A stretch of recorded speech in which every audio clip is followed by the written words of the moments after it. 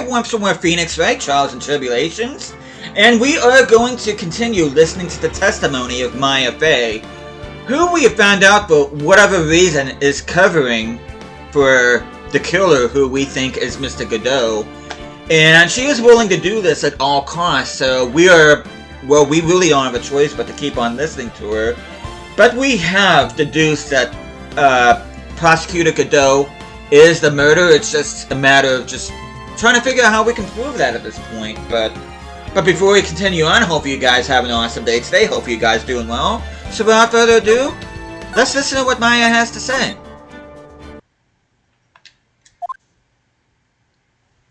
Witness testimony after the incident.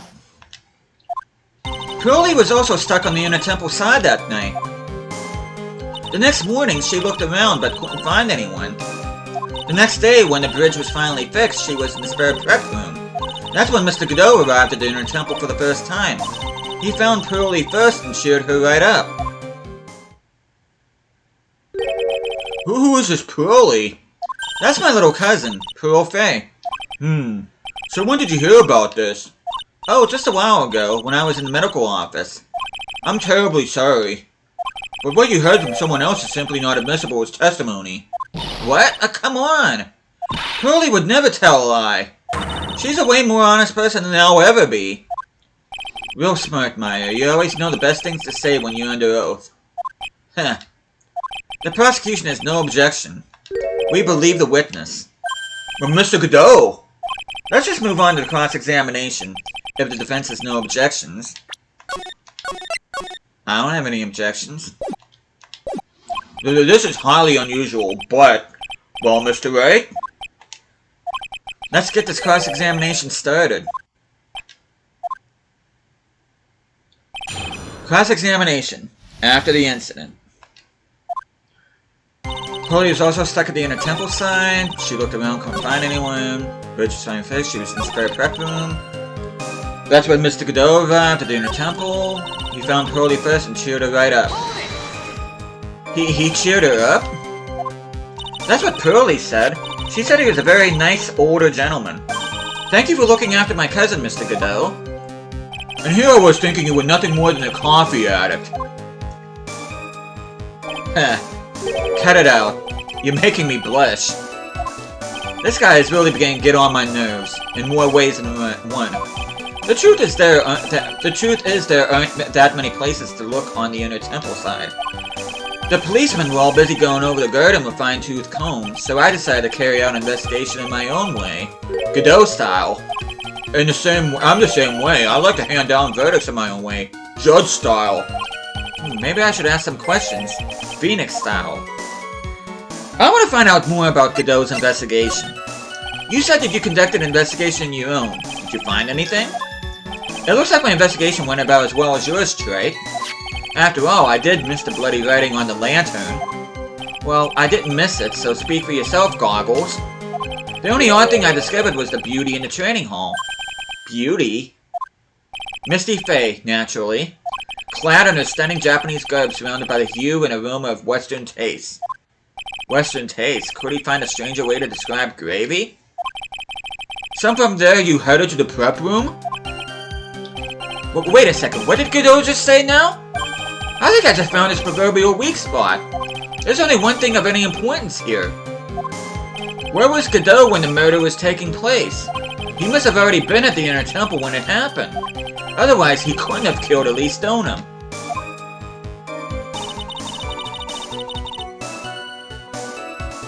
Okay.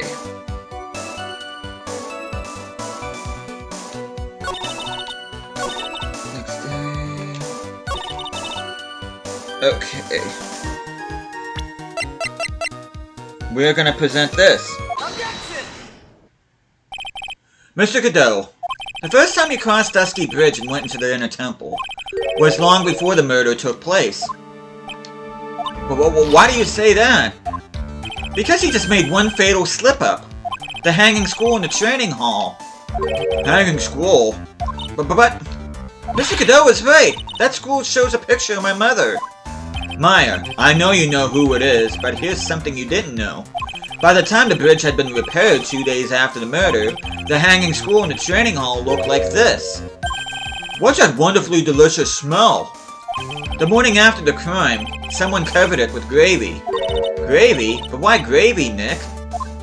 Because gravy was much more than a condiment to the culprit. Well, Mr. Godot, if you really hadn't seen the hanging scroll until after the murder, you wouldn't have had any way of knowing that it was Misty Fey. But wait a minute, Nick. Yes? Now take another look at the hanging scroll. Look, at the top, there's a crest there. Ah, that. It's the mark of the master, correct? Exactly. So if you know the meaning of the mark, then you could guess that it was a picture of Mr. Fey on there.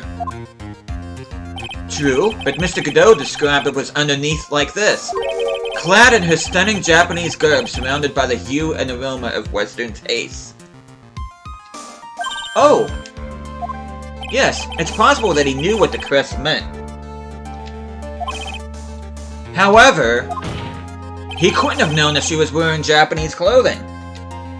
Mr. Godot, on the day of the murder, you were hiding at the inner temple long before the crime took place.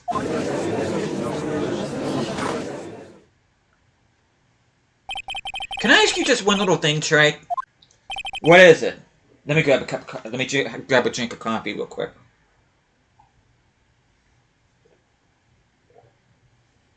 Sorry about that. This whole theory of yours, it all rests on a certain assumption. That I knew beforehand that a crime was going to be committed. That's right. Otherwise, there's no reason for him to sneak onto the crime scene. Of course Mr. Godot knew about the plan. Huh? What did you say? Is it really possible that another person knew that plan? Yeah. And they knew it by means of this. This crime was actually planned over a year ago. Morgan Fay authored the plan for her daughter's future, and these instructions were hidden somewhere in Fay Manor for a year. However, by the time Little Pearls found these instructions, they had already been unsealed. Unsealed? Oh, excuse me. Yes, the killer had read these instructions long before Pearls ever found them. That's how he knew the crime was to take place at the Inner Temple. And you still insist this crafty killer is me? You bet I do. But you just said that the instructions were hidden. That's right. Mr. Godot couldn't have known where the instructions were hidden. If he really wanted to know, he had one great chance to find out. Oh yes, and when was that? During a visit. A visit? Morgan Fay told her daughter, Pearl, about where the instructions were hidden. During one of her visits to the detention center. That would be the only time for someone to have learned where they were hidden. But eavesdropping on a visit on a detention center. Yes, it could be arranged if you were someone with easy access in and out of there. Like, for example, a prosecutor such as Mr. Godot.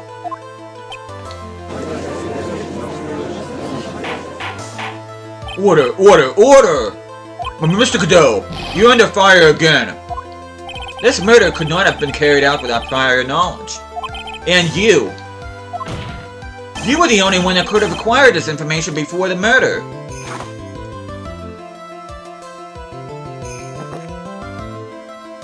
Humans are afraid of the dark, and yet, at the same time, we're fascinated and bewitched by it. Maybe that's why humans drink the darkness that is coffee.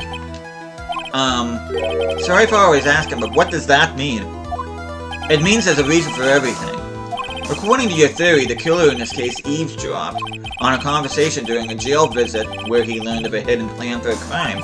After discovering the plans, he hid in the inner temple and waited for the crime to occur. Then he ultimately took a person's life.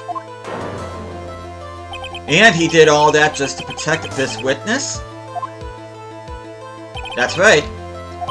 If you're accusing me of this crime, I have to ask you, why would I do this?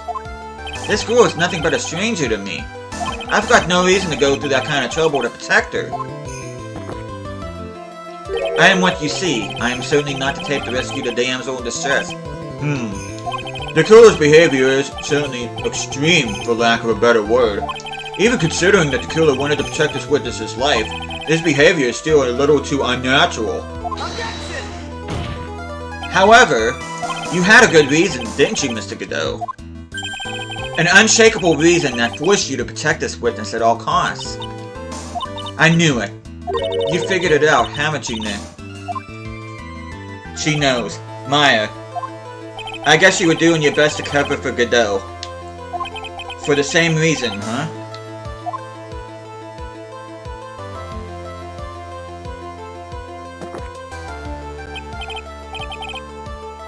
I took a drink of coffee same time he did. Okay, Trey, I'm all ears. Let's hear it. It's very simple. Maya Fey is a lot more than just a stranger to you. Well, what's this? There's one person who lies at the very center of this whole story. One person that ties you and Maya Fey together inextricably. And that person is Mia Fey. There's a very good reason why Maya Fey's life is so precious to you. After all, she is Mia Fey's only sister. Mia Fey. You once worked alongside her. That was when you were a defense attorney. Well, wait a second here. Mr. Godot is a defense attorney? With your honor's piercing intellect, you must have figured it out by now. The real name of this man who calls himself Godot? His real name is Diego Armando, isn't that right?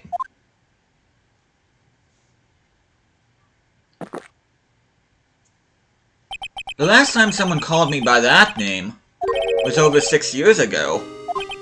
Diego Armando, that name rings a bell. It should, Your Honor. All this is related to a single case.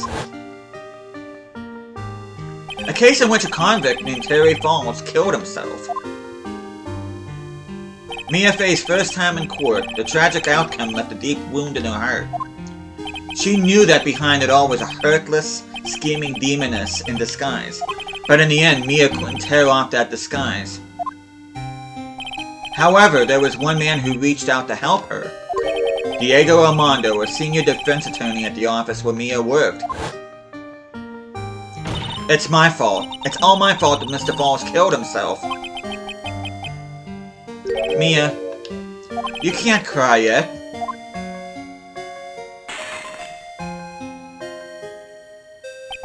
The only time a lawyer can cry is when it's all over.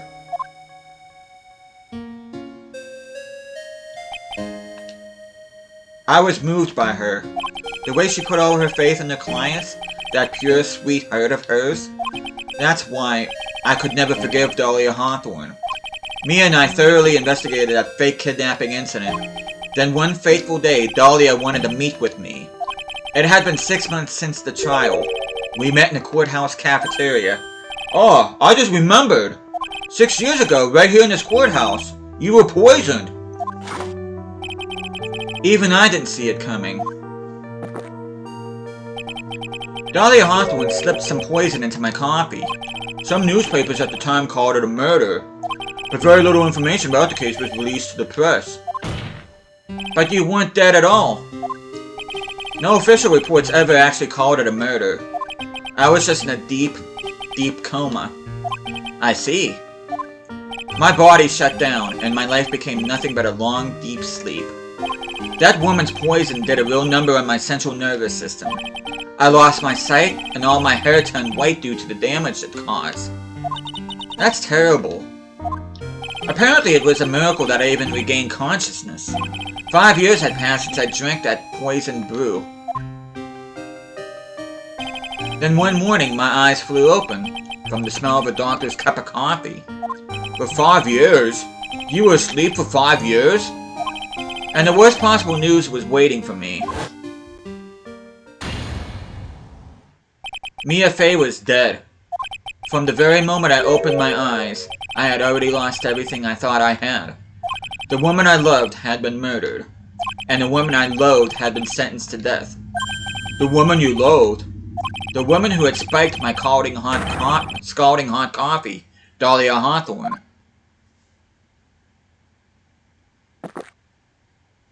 Huh, good old Mia. She didn't let me down. She got her revenge before she checked out. In the end, there wasn't anyone waiting for me when I woke up. That's so sad. For someone like me, for someone who had slept away their best days, there were only 2 reasons left to live.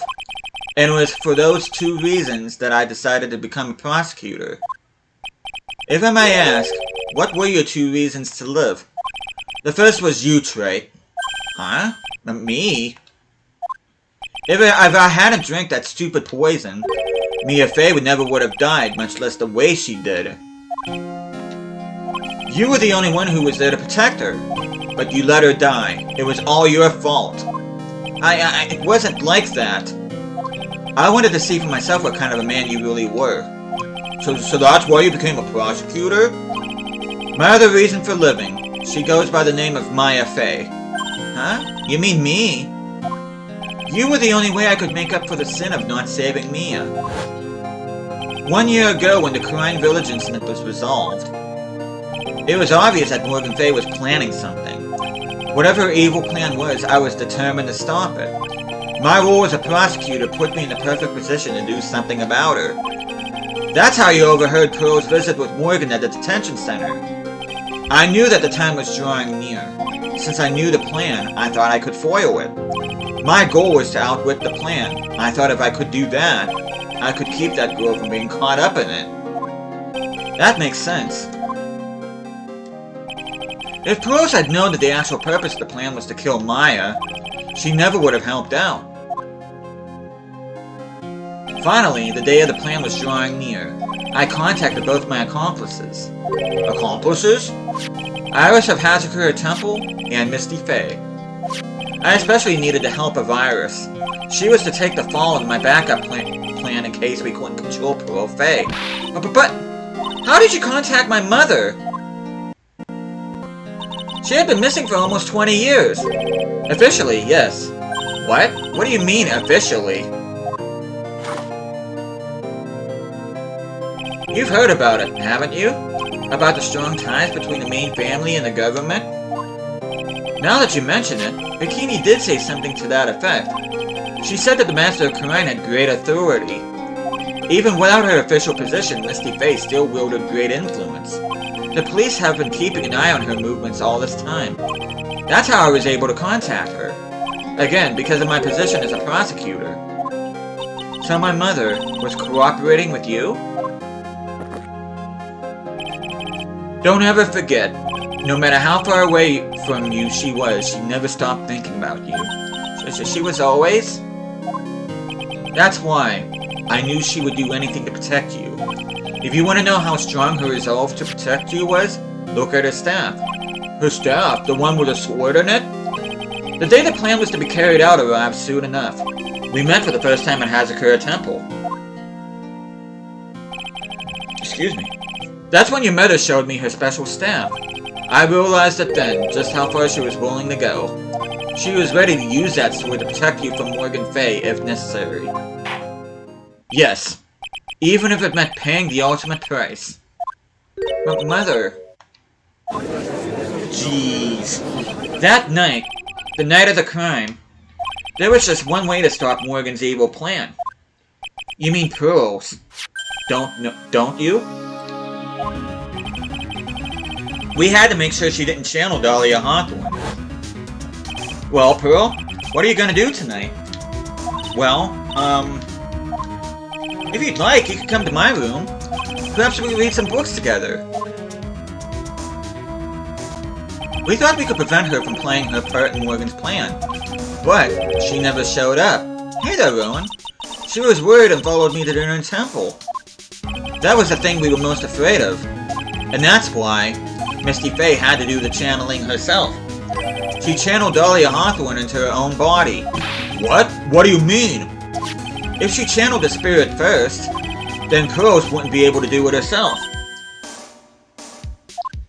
As Master of Crime, Misty Fey's power was supreme, so that's how it went down. She channeled Dahlia Hawthorne so that Pearl Fey wouldn't be able to.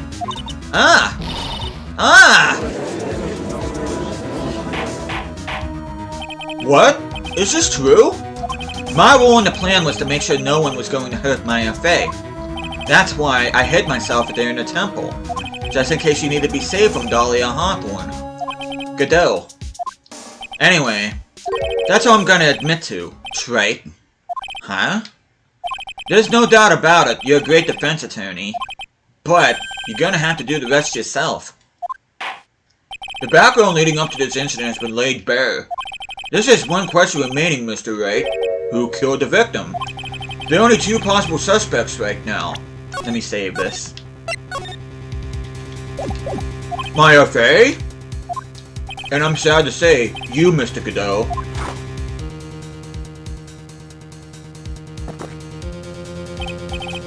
Well, Trite, if you're the real deal, then finish this thing once and for all. Show us beyond a shadow of doubt that you can finish this on your own. No, Nick, please don't. Maya, I heard the whole thing from my sister in the medical office. That's why I have to protect Mr. Godot. I can't do it. I can't testify against him. After all, he's the man who put his life on the line to protect Mia. And me, too. Maya, I know that. And Nick. But even so, it doesn't absolve him of his crime. Please, Maya, testify. Miss Fey, your testimony, please. This is the final testimony. Don't bother trying to hide anything because I'll know. I want to hear the truth from your own lips. I understand. I'm sure you're right. I'm ready now, Nick. Alright, young lady. Tell us about the moments before you lost consciousness. What exactly happened at the time of the murder? Witness testimony. The time of the murder. Just before it happened, I think I saw some red lights. 3 of them. I thought I'd ask for help, but just then I was splattered with blood. She wasn't dead though, and she struck back at the enemy behind her. Suddenly the red lights went out and the whole area was dark. Just at that moment there was a horrible scream. Right after that, Dahlia collapsed and I lost consciousness. These red lights. I thought you said you don't remember seeing them. I'm sorry. I thought I saw them, but then they disappeared all of a sudden. Huh. Things break, Trey. Even the best of theories. Who was it that stabbed Misty Fey? Looks like he still can't prove it. Maya is truly telling the truth this time. I know it. The rest is up to me. Well then, Mr. Wright. Oh. Proceed with your final cross-examination of the witness. Let's go ahead and save.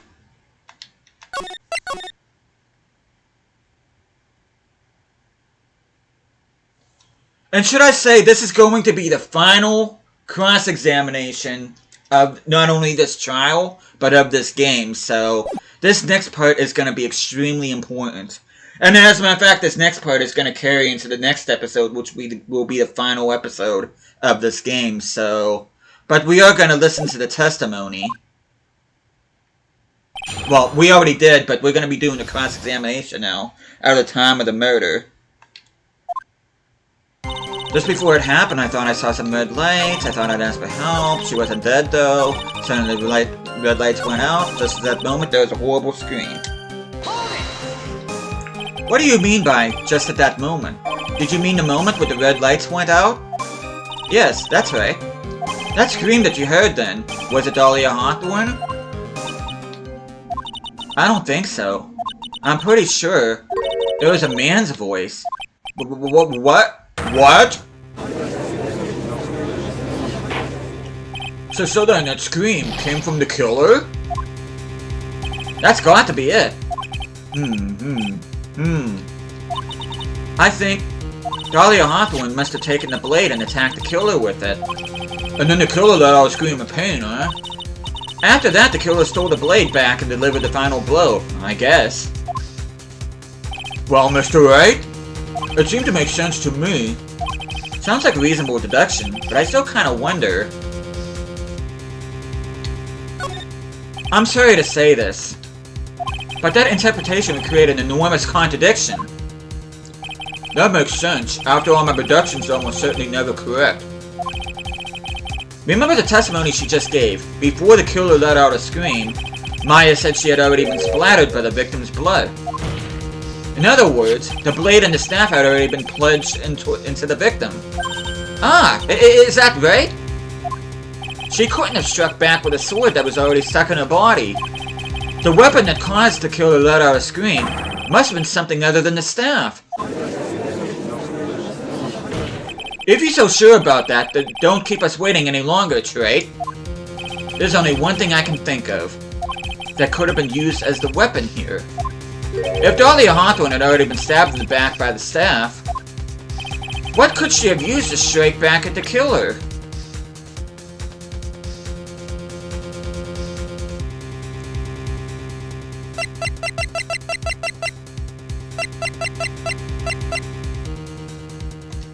Would have been this. Naturally, the dagger the killer brought to the scene of the crime. Oh, that's right, I forgot about that. This dagger is found at the crime scene stuck in the pine tree. Yes, the detective found that this morning and brought it to me. Dahlia Hawthorne struck back at the killer with this, and she managed to wound him as well. Objection!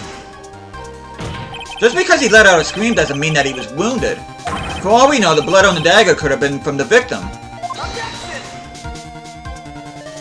Have you forgotten that the blood was already been tested? Since we learned it wasn't the victim's blood, it must be the killer's blood. The killer must have a wound somewhere on his body. So you're saying the blood on his dagger belongs to the killer? Exactly. A DNA analysis of the blood would prove it beyond a shadow of a doubt. And yes, Mr. Godot, it would prove that it's your blood.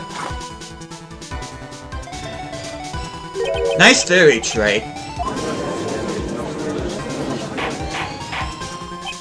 Order in the court. Is this the end? Have I done it? Even he won't be able to change the results of the scientific test. Huh. Let me ask you something, Trey. Let's just say that it turned out that I was the killer. Do you really think that I would be stupid enough to leave evidence like that? What? Just think for a second. This dagger was found this morning by a detective and brought to me. There was already blood on it, correct? But even so, I was the one who brought this dagger here to the courtroom. Well, yes, what does that prove? Well, if I really were the killer, I could have washed the blade off and then planted another person's blood on it. It can't be. In any case, there's one thing I can guarantee, right? That blood, it doesn't belong to me. Not a chance. What? In any event, it seems to establish the killer was wounded. Alright then, witness, continue your testimony. But wait a minute. What's the problem? I know I probably shouldn't say this, but there's a big contradiction in Nick's explanation. Maya, this dagger, you said that it wounded the killer. That's right. But, if Mr. Godot had really been cut with a dagger, his clothes should be bloody or have a rip in them, right? Maya? Maybe he just changed his clothes. That'd solve the contradiction pretty easily. What are you talking about? It's not that simple at all. Remember back to the day of the murder. Everyone that was on the inner temple side got trapped there. Oh, that's right. And once a bridge was fixed and the police headed for the inner temple, Mr. Gill was already there waiting for them. He never had a chance to change his clothes.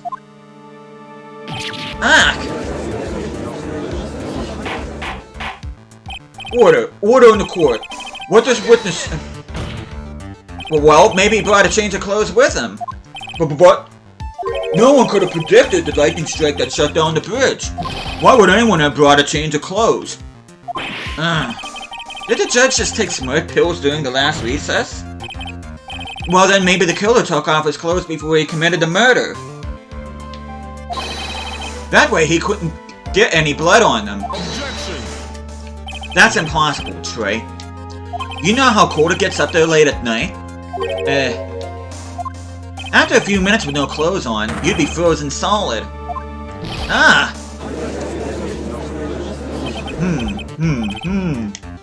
Huh. So that's all you've got. I knew you weren't tough enough to finish this. And with that, we are going to go ahead and save here. And the next time I see you guys, we are going to be finishing things off once and for all. The next episode will be the final one in this trial, and we will uncover the whole entire truth of this matter. So, hope you guys looking forward to that. But thank you guys so much for watching this. Hope you guys are enjoying the series so far. I'll be seeing you guys again next time.